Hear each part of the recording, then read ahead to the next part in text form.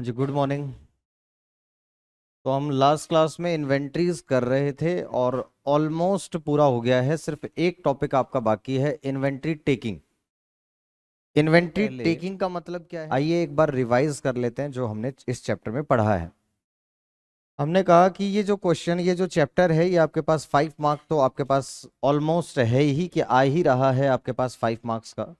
तो 5 नंबर इससे आते ही आते हैं आपके पास। ज्यादातर इसमें से एडजस्टेड सेलिंग प्राइस मेथड जो है वो क्वेश्चन पूछा है इसने। एक बार वेटेड एवरेज या फीफो पर एक क्वेश्चन आया है, यहां से सिर्फ एक ही बारी क्वेश्चन आया है। ट्रू फॉल्स में भी आप देख सकते हैं, एक बार ट्रू फॉल्स भी पूछा गया है जुलाई 2021 वाले अटेम्प्ट में। और ये पूछा गया था आपका स्टोरेज कॉस्ट वाला, जो मैंने एक पॉइंट आपको थ्योरी में बताया था, वहां से पूछा था। ठीक है, तो कुछ भी आ सकता है बुक में से। चलिए सबसे पहले बताइए इन्वेंट्रीज क्या हैं। तो inventories are the assets which are either held for consumption और held for sale. Held for consumption किस चीज में? In the production of goods और रेंडरिंग ऑफ सर्विसेज। और सेल के लिए कब रखा हो? In the ordinary course of business. Ordinary course of business का मतलब रेगुलर बिजनेस उसी चीज का है।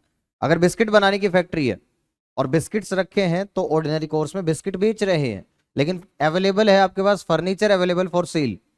तो अगर फर्नीचर अवेलेबल फॉर सेल है तो क्या वो इन्वेंट्री का पार्ट होगा? नहीं होगा। ये डिपेंड करता है इन्वेंट्रीज की मैन्युफैक्चरर है या ट्रेडर है। अगर मैन्युफैक्चरर होगा तो उसकी इन्वेंट्री ये raw material, work in progress, finish goods, consumable stores होंगे। अगर एक ट्रेडर होगा तो उसकी इन्वेंट्री में क्या होगा? जो आपके पास स्टॉक इन ट्रेड। पता है आपको स्टॉक इन ट्रेड का मतलब क्या होता है? ऐसे गुड्स जो हम रीसेल पर्पस के लिए खरीदते हैं but lying unsold with us. तो हमारे पास में अगर वो अनसोल्ड हो तो, और उसके पास पैकिंग मटेरियल मिल सकता है। फिर हमने क्या कहा कि ट्रेडिंग अकाउंट बनाते हैं अपन। ट्रेडिंग अकाउंट के अंदर to opening stock, to net purchase, to direct expenses, by net sales, by closing stock और टू ग्रोस प्रॉफिट। अगर हमने क्लोजिंग स्टॉक को प्रॉपर वैल्यू नहीं किया, सोचो आप, क्लोजिंग स्टॉक को वैल्यू करना क्यों जरूरी है? ताकि हम क्या निकाल पाए? Correct cost of goods sold. क्या निकाल पाए? Correct cost of goods sold. आपने क्लोजिंग स्टॉक को गड़बड़ कर दिया तो आपका प्रॉफिट भी गड़बड़ हो जाएगा। जैसे आपने क्या कहा, जनरली अपन इसको वैल्यू कैसे करते हैं? कॉस्ट और NRV which ever is less. और ये लगाते कैसे हैं? आइटम बाय आइटम बेसिस पे। समझ में आई बात? फिर हमने ये एग्जांपल इसका देखा, opening stock plus net purchase plus direct expenses. ये क्या आ गया आपके पास में?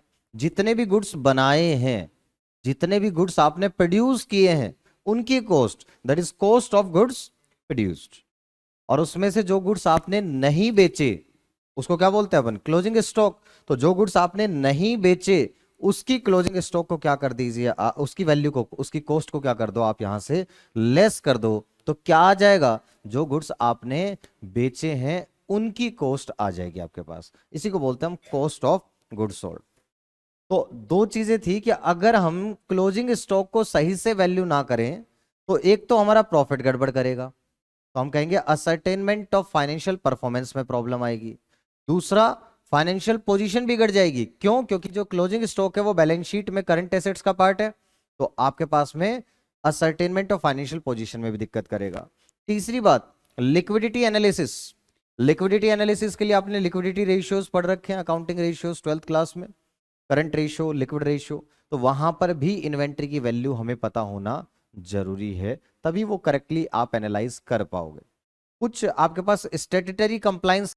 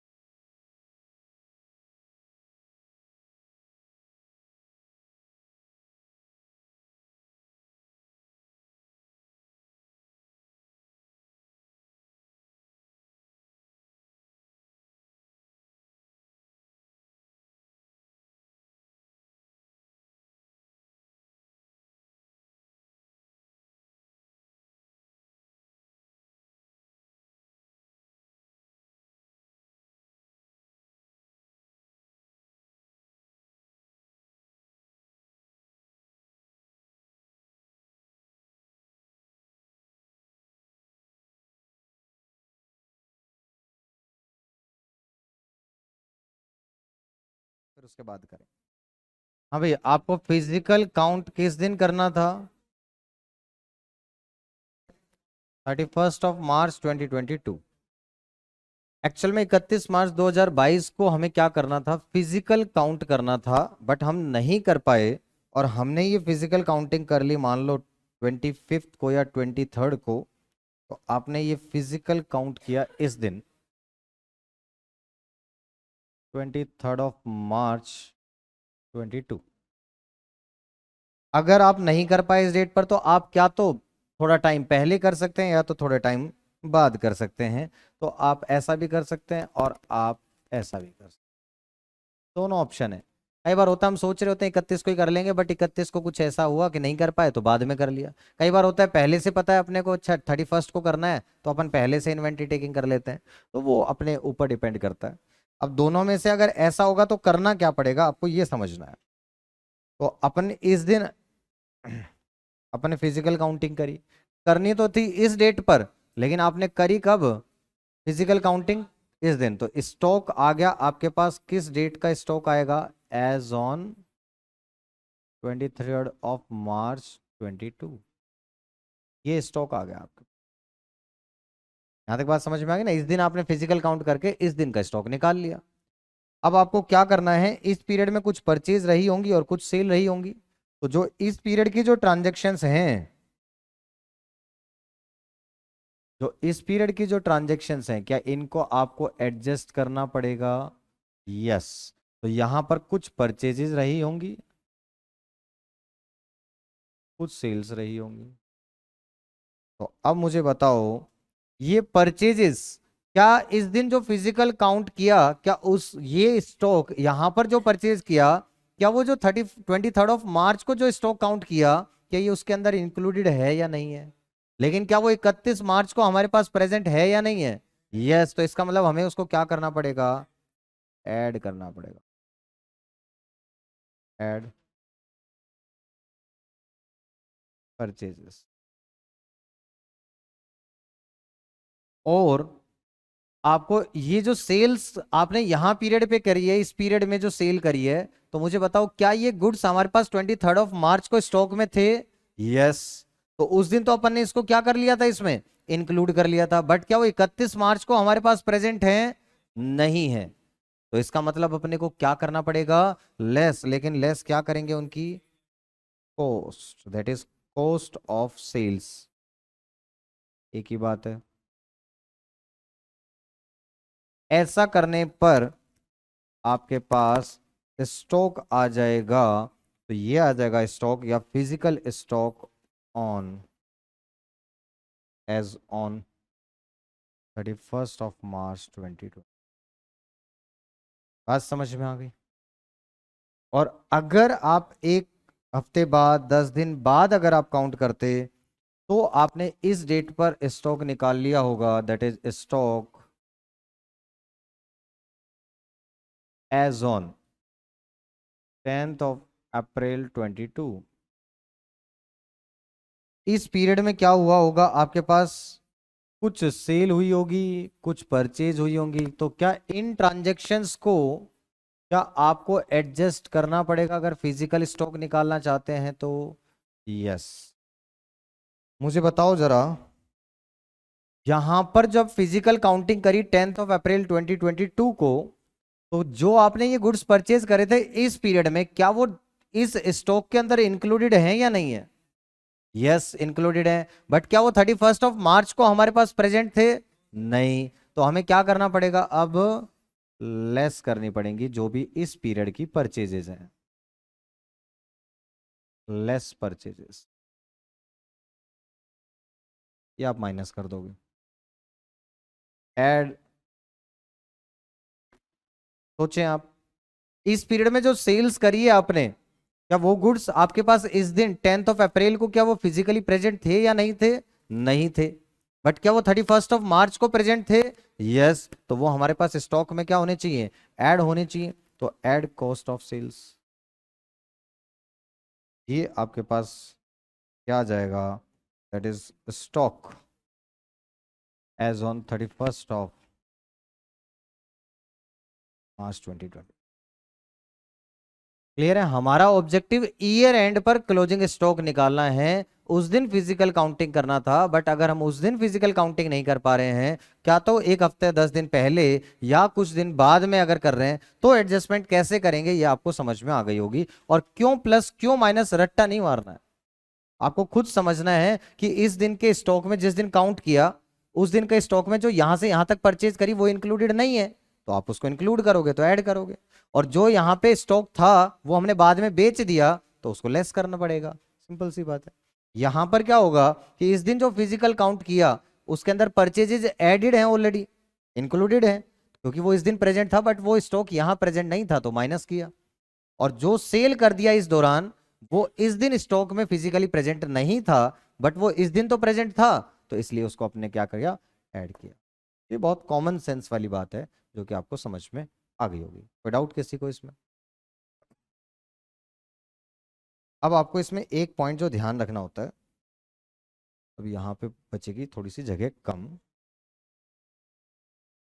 अब इंपॉर्टेंट बात ये है, for calculation of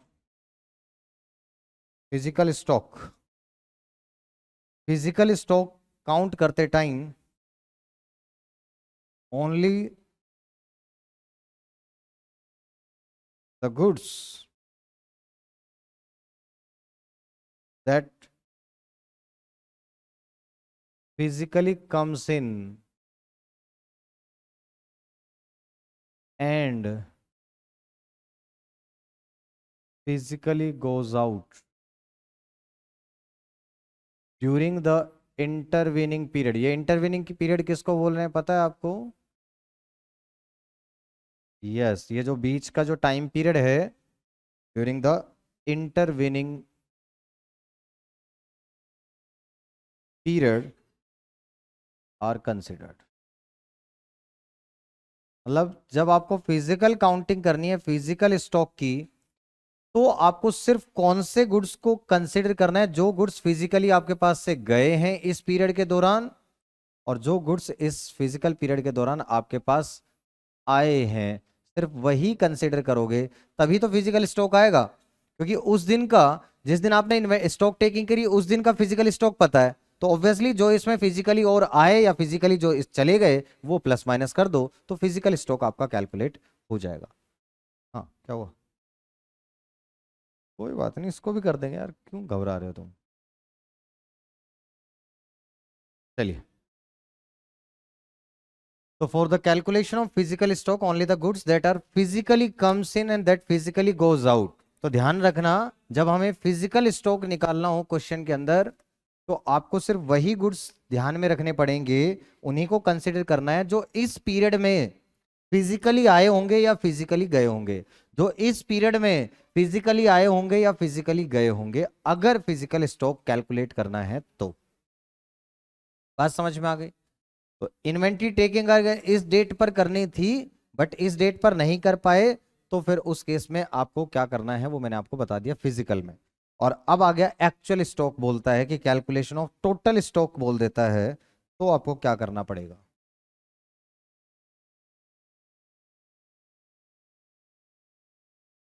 but if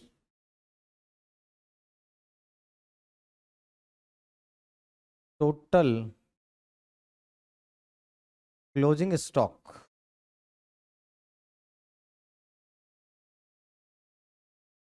but if total closing stock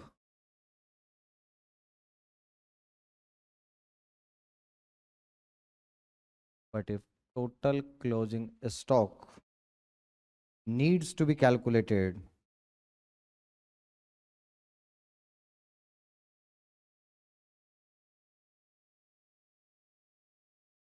needs to be calculated,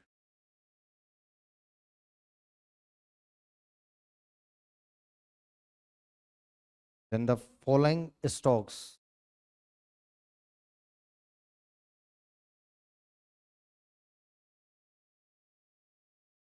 are also considered।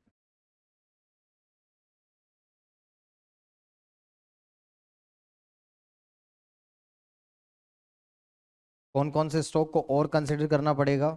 ध्यान से देखना। Goods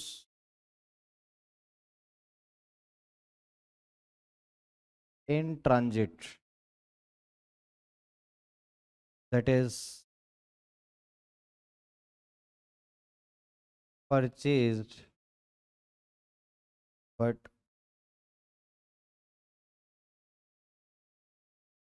not received, unsold goods with consignee, unsold stock with consignee, and goods sold on approval or return basis. अगर जो रास्ते में goods है जो हमने खरीद तो लिए हैं लेकिन वो अभी हमारे पास पहुंचे नहीं हैं, तो क्या वो एक्चुअली फिजिकली हमारे पास प्रेजेंट है? नहीं। तो हम उसको फिजिकल स्टॉक में तो काउंट नहीं करेंगे अगर आपसे फिजिकल स्टॉक पूछा है तो। बट आपसे पूछा जाए टोटल स्टॉक निकालो, एक्चुअल स्टॉक निकालो उस पर्टिकुलर डेट पर, तो इसका मतलब टोटल जो भी हमारा स्टॉक है, भले ही वो हमारे पास हो या हमारे बिहाफ पर किसी और के पास हो, स्टॉक तो वो हमारा ही है। रास्ते में ट्रांसपोर्टर के पास है तब भी वो स्टॉक तो हमारा है क्योंकि हम परचेज कर चुके हैं, तो उसको हमें इंक्लूड करना पड़ेगा। तो goods in transit that is purchased but not received. उसके बाद goods unsold goods with consignee, ये आप पढ़ चुके हैं। कंसाइनमेंट पे जो गुड्स होते हैं उनका ओनर स्टिल कौन होता है? कंसाइनर। तो जब कंसाइनर ओनर है, गुड्स कंसाइनी के पास है अनसोल्ड बचे हुए, वो स्टॉक भी किसका है? हमारा ही स्टॉक है। तो हमें दिखाना पड़ेगा अपनी बुक्स में कि अनसोल्ड स्टॉक विद कंसाइनी कितना है, तो ये भी हमारे स्टॉक का पार्ट होगा, तो इंक्लूड करना पड़ेगा।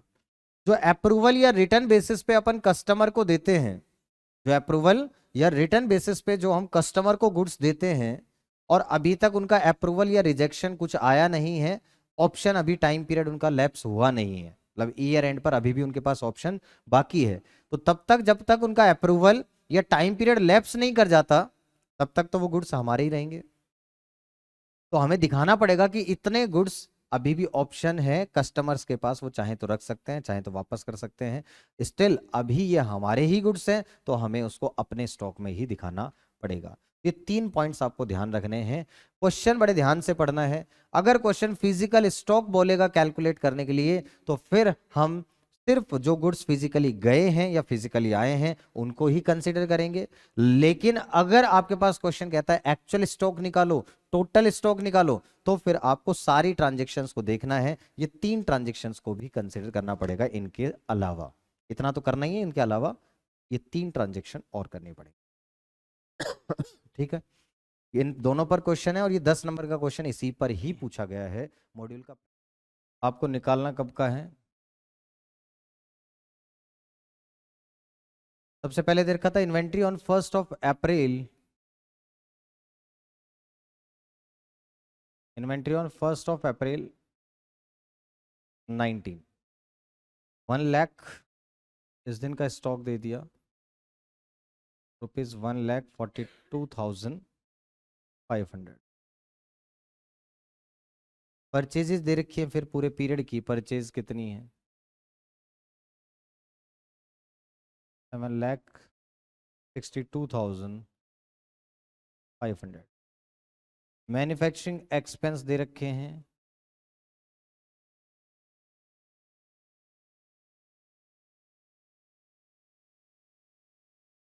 $1,50,000।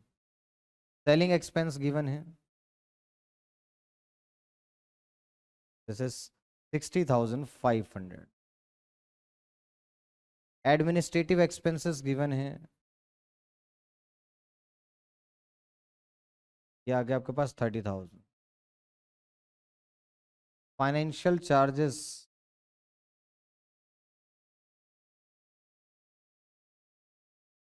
ये हैं आपके पास 21,500। और सेल्स दे रखी है आपके पास, this is 12,25,000। 25,000. At the time of valuing inventory on 31st of March 19, a sum of 17, 20 आएगा, क्योंकि 19 तो ओपनिंग डेट है. वैसा हो सकता है, डेट पढ़ लो एक बार, ऐसा जरूरी नहीं है, एक बार रुक जाओ. At the time of valuing, हाँ 19 हो सकता है ये, यहाँ पे 20 आएगा बट क्वेश्चन में 19 हो सकता है. At the time of valuing inventory as on 31st of March 19, a sum of 17,500 was written off on a particular item. मतलब इसमें से एक ऐसा आइटम रहा होगा जिस पे अपन राइट ऑफ कर चुके हैं ₹17,500 was written off on a particular item which was originally purchased for 50,000. जिसकी कॉस्ट कितनी थी? 50,000. उस पे 17,500 आप राइट ऑफ कर चुके हो and was sold during the year. और इस सेल्स के अंदर वो कितना इंक्लूडेड है? 45,000. ये एबनॉर्मल सेल कह सकता हूं मैं इसको. भाई जो, हाँ जी, 12,45,000 में was sold during the year, तो ईयर में बेचा है तो टोटल सेल्स में इंक्लूड होगा ना. भाई टोटल सेल कितनी थी? 12,45,000. और ड्यूरिंग द ईयर कितना बेचा आपने? 45,000 का. ये एबनॉर्मल सेल करी है, मतलब ऐसे गुड्स जिनकी कॉस्ट 50,000 थी, 17,500 राइट ऑफ कर चुके थे, अब हमने उसको 45,000 में बेच दिया इस साल में, तो वो ऑब्वियसली सेल में इंक्लूडेड होगा. आगे देखते हैं. बेरिंग द ट्रांजेक्शन, इस ट्रांजेक्शन को छोड़कर, barring the transaction relating to this item except this transaction, the gross profit earn during the year was 20%. तो जो जीपी दे रखा है दैट इज वो 20% ऑन सेल्स. ये क्वेश्चन है. और आपको इस दिन की इन्वेंट्री काउंट करनी. देखिए जरा, मुझे बताओ ये कितनी कॉस्ट पर इंक्लूड किया गया है यहाँ पर? 33,000, 32,000.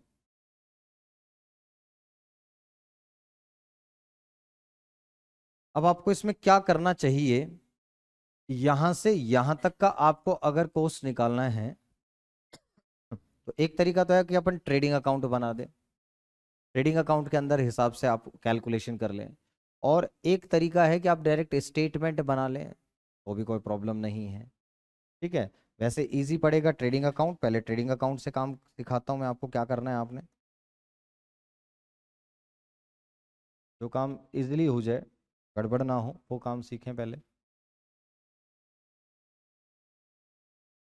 देखो ट्रेडिंग अकाउंट,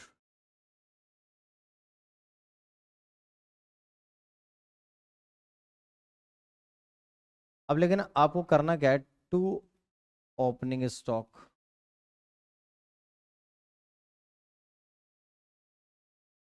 अब प्रॉब्लम क्या है कि ओपनिंग स्टॉक है 1,42,500, और इसमें हम 17,500 लेस कर चुके हैं एक ऐसा आइटम जो कि 50,000 में परचेज किया था.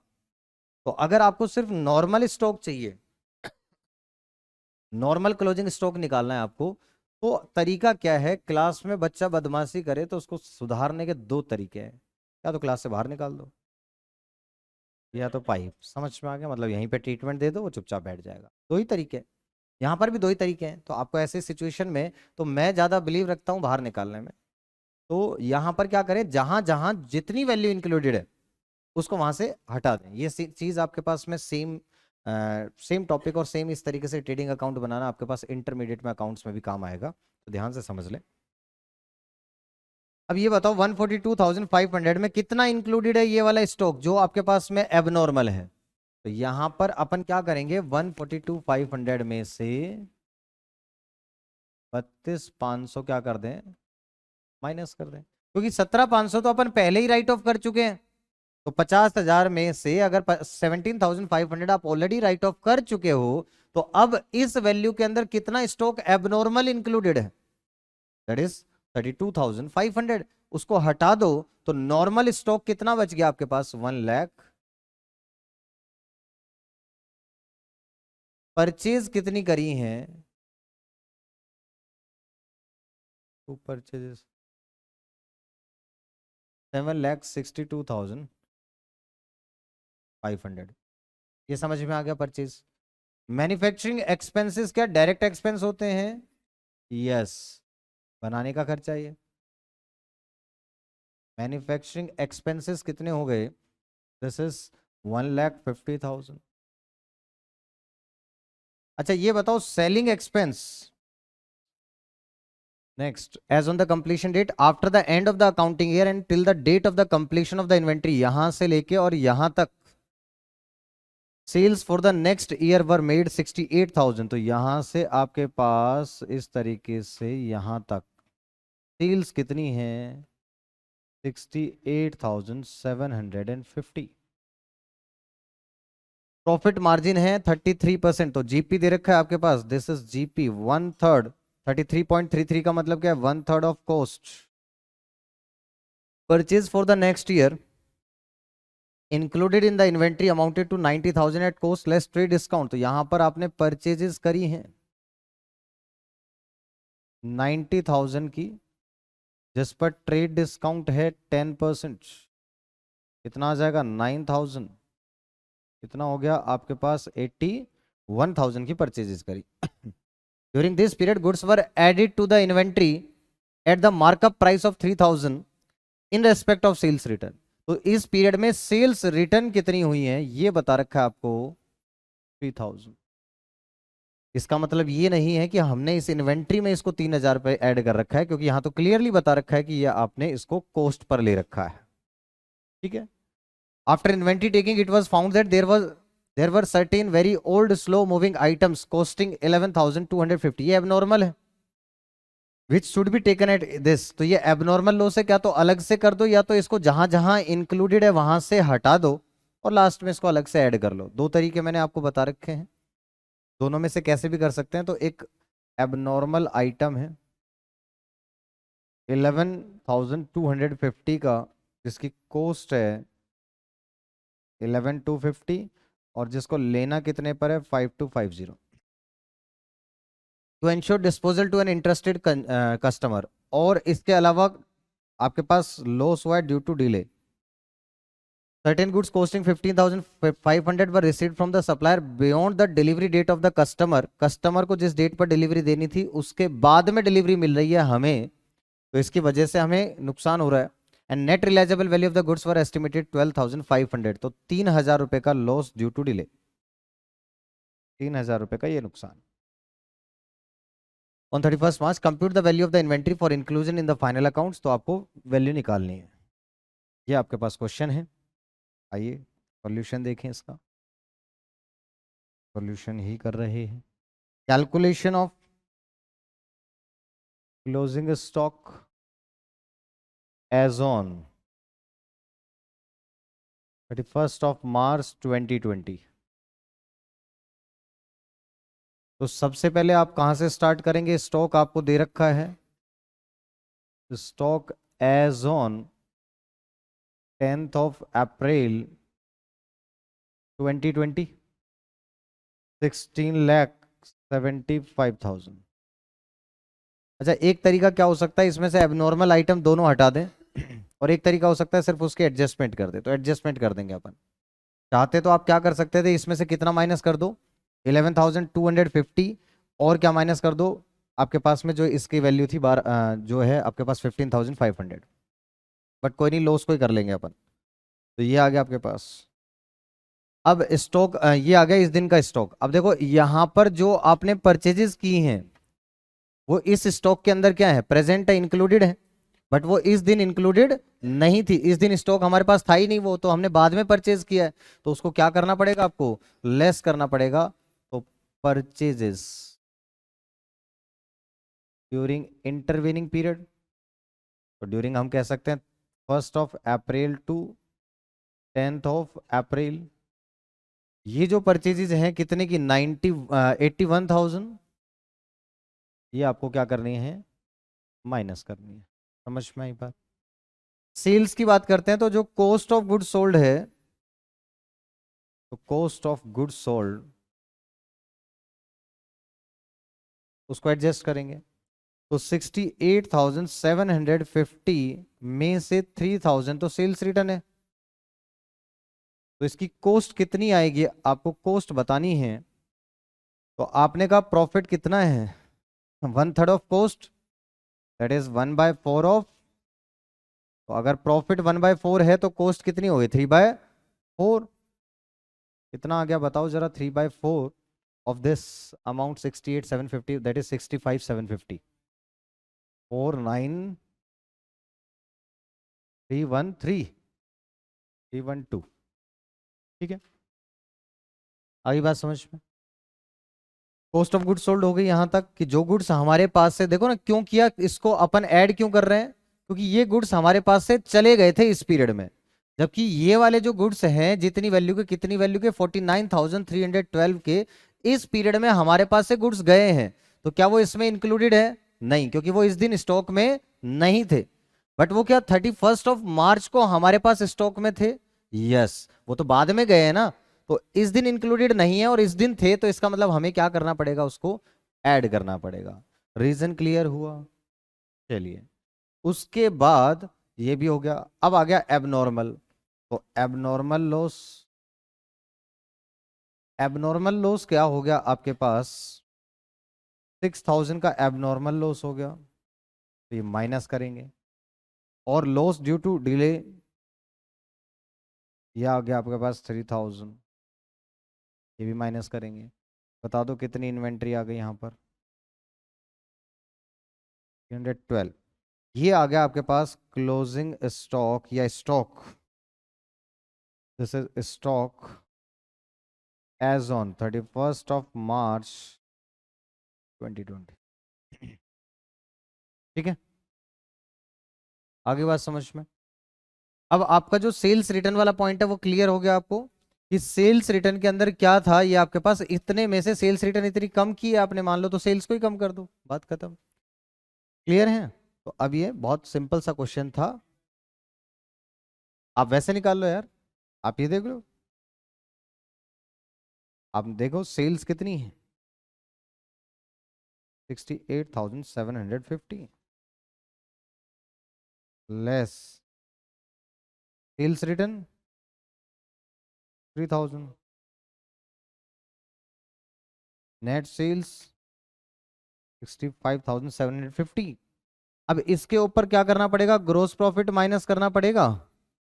और ग्रोस प्रॉफिट कितना है सेल का, 1/4। तो 1/4 निकालो, कितना आ गया, 65,750 का 1/4 करो, 16,438।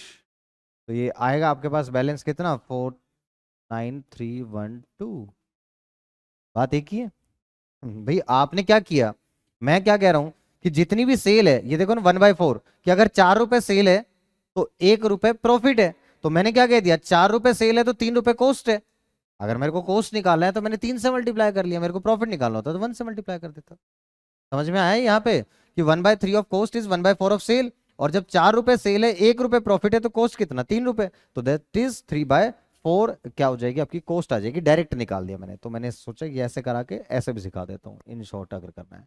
अब कैलकुलेशन बच जाएगी आपकी, तो इस वजह से आप ऐसा कर सकते हैं। बताओ कोई डाउट इसमें, बुक में 310 आ रहा है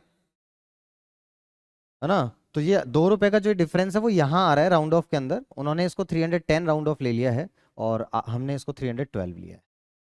देख लो, इसका आंसर ये रहा। तो इन्होंने यहाँ पर ऐसा लिया है हमने, ठीक है। अच्छा, हमारा यहाँ पे 49,312 आ रहा है। वो इसलिए आ रहा है क्योंकि इसको और इसको एडजस्ट करोगे ना, 51,560 और 2250, तो वही आ जाएगा आपके पास में। जब इसमें से माइनस करोगे तो वही आएगा 49,000। तो आप चाहे ऐसे करें चाहे वैसे करें, उन्होंने सेपरेट किया है, हमने अपने तरीके से बिल्कुल सही कर दिया। सिंपल क्वेश्चन था, सेल्स रिटर्न है, सेल्स रिटर्न को एडजस्ट करके कितने के गुड्स गए हैं इस पीरियड में, क्योंकि जो सेल्स रिटर्न वाले गुड्स थे ना वो तो इस पीरियड में गए और वापस आ गए, तो उनको तो कुछ करने की जरूरत ही नहीं है ना। वही गुड्स गए आपके पास 2250 पे ही गए और 2250 पे ही वापस आ गए, तो अल्टीमेटली इसका कुछ करना ही नहीं था। इसलिए बस हमने उसको सेल्स में से लेस कर दिया, कि एक्चुअल में सेल कितनी हुई वो निकालने के लिए। ठीक है, अभी आ गया समझ में, लिख लो फटाफट।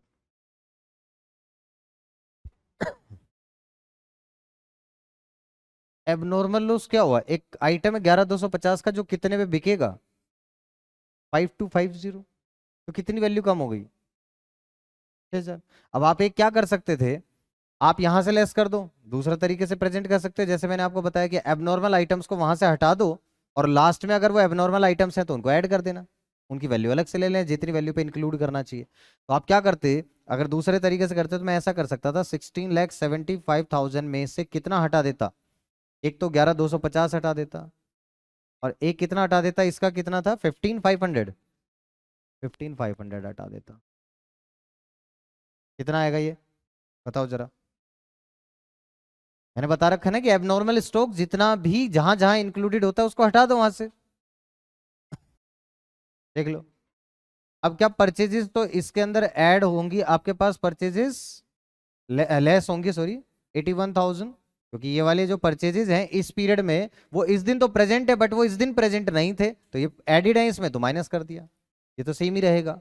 कॉस्ट ऑफ गुड सोल्ड की बात कर लें तो ये भी सेम ही रहेगा, कॉस्ट ऑफ गुड सोल्ड, कि आपने कहा ये गुड्स यहां तो प्रेजेंट नहीं है लेकिन यहां प्रेजेंट थे, तो इसका मतलब ऐड करना पड़ेगा 49,312। बात समझ में आई, ये गुड्स जो सेल कर दिए क्या वो इस दिन प्रेजेंट थे, इस स्टॉक में इंक्लूडेड है नहीं, लेकिन क्या वो 31 मार्च को प्रेजेंट थे, यस, तो हमें क्या करना पड़ रहा है, ऐड करना पड़ रहा है। यहां तक बात समझ में आ गई। तो नॉर्मल स्टॉक बता सकते हो कितना आएगा इस दिन,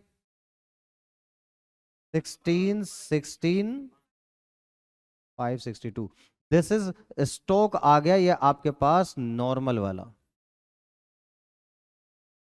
ऑन 31 मार्च। अब इसमें जो एबनॉर्मल स्टॉक है वो आपको ऐड कर लेना जो बचा है, क्योंकि और कहीं सेल वेल तो किया नहीं था, अगर मैंने सेल किया होता तो मैं सेल में से माइनस करता, बट मैंने सेल तो किया नहीं है, तो वो मेरे पास अभी स्टॉक में है। और उसको किस वैल्यू पर वैल्यू करना है, एक तो 5250 पर और एक 12,500, तो कितना हो गया 5250 और 12,500 कितना हो गया, 5250 और 12,500, 17,750 कितना आ गया। तो आपको बात समझ में आ गई। तो एबनॉर्मल ऐसे भी ट्रीट कर सकते थे आप, जैसे मैंने आपको सिखाया कि भाई जहां जिसमें इंक्लूडेड है उसमें से हटा दो और फिर उसके बाद में लास्ट में उसको ऐड कर देना। तो टोटल वैल्यू यहाँ जितनी इंक्लूडेड थी, यहाँ कितनी इंक्लूडेड थी 11,250 और 15,500, वो हटा दिए, और इंक्लूड कितनी करनी थी वो अपने लास्ट में ऐड कर दी। आगे समझ में। तो बट वो सिंपल तरीका है, कोई प्रॉब्लम उसमें है नहीं, वैसे भी सीख सकते हो, ये आपके पास दूसरा तरीका है, ठीक है, ऐसा भी कर सकते हो आप। डन, चलें आगे। यस, 11-12 हो चुका था आपका। आइए पहले एक बार इन एमसीक्यूज को निपटा लेते हैं अपन।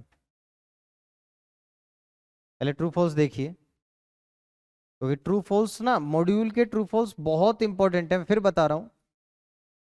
यहां पर भी इवन मॉड्यूल का कुछ नहीं छोड़ना है, किसी भी सब्जेक्ट में आपको 100% जितनी बार हो सकता है उतनी बार प्रैक्टिस करिए। हाँ, लेकिन बार बार का मतलब ये नहीं, जो आते हैं जिनमें अटकते हो उनको बार बार करो, मार्क करते रहो, बार बार सर्कल लगा दिया करो, एक बार अटके सर्कल लग गया, फिर दोबारा वो सर्कल वाला करना है, अगर दोबारा अटके तो फिर एक और सर्कल लगा देना, सिंपल सी बात है। तो ये बेस्ट तरीका होता है स्टार्टिंग से ही, कि जितने आपने रिवीजन करने हैं, अगर वो सोल्व हो गया तो उसको रिवाइज करके फायदा क्या है ना। Inventories are stocks of goods and materials that are maintained for mainly the purpose of revenue generation. बताइए, यस, स्टॉक है गुड्स का, मटेरियल का, जिनका मेनली पर्पस रेवेन्यू जनरेशन है, भले उसको यूज करें या भले बेच के पैसा कमाएं। तो आप आंसर्स चेक करते रहिए, और रीजन मेन इंपॉर्टेंट चीज है, सिर्फ ट्रू और फॉल्स लिखना नहीं है, मेन बात है कि उसका आपको रीजन भी क्लियर होना चाहिए। आप देखते रहिए ना, आंसर पढ़ लिया करें। अब building is considered inventory in a construction business, बताओ कंस्ट्रक्शन बिजनेस के अंदर बिल्डिंग आपके पास वर्क इन प्रोग्रेस, अब ये कंस्ट्रक्शन बिजनेस है तो इसमें हम ट्रू कर सकते हैं इन्वेंट्री, जैसे रियल एस्टेट होता है ना, तो रियल एस्टेट के अंदर जो फ्लैट्स है, इवन आप चले जाओ रेंट पे चाहिए तो वो यही बोलते हैं, वो ये नहीं बोलते फ्लैट नहीं है, वो ये कहेंगे इन्वेंट्री में नहीं है, इन्वेंट्री में इतनी है, वो टर्म ही यूज ये करते हैं क्योंकि उनके लिए यही इन्वेंट्री है। Inventory is valued as carrying cost less percentage decreases, नहीं, इन्वेंट कैरिंग कॉस्ट का मतलब हो गया बुक वैल्यू, है ना, क्यों, कैरिंग कॉस्ट का मतलब ही नहीं हुआ ना लेस परसेंटेज डिक्रीजेस। क्या मीनिंग निकल कर आया इसका बताओ, किस चीज का परसेंटेज, मतलब एक फिक्स परसेंटेज डिक्रीज करते हैं नहीं, हम तो कॉस्ट और एनआरवी लेते हैं ना। ठीक है, तो कॉस्ट और NRV which ever is less, तो फॉल्स हो जाएगा ये आपके पास में। Management has daily information about the quantity and valuation of closing stock under physical. बताओ फिजिकल में डेली इंफॉर्मेशन रहती है आपके पास कितना है स्टॉक में? नहीं। परपेचुअल में रहती है after every receipt and issue, but physical में तो कभी कभार जब आप फिजिकल काउंटिंग करते हैं तब आपको पता रहेगा। पूछ लेंगे मुझसे पीरियोडिक। चलिए तो आज के लिए हम इसमें इतना ही करेंगे। Okay, tata, bye bye and take care.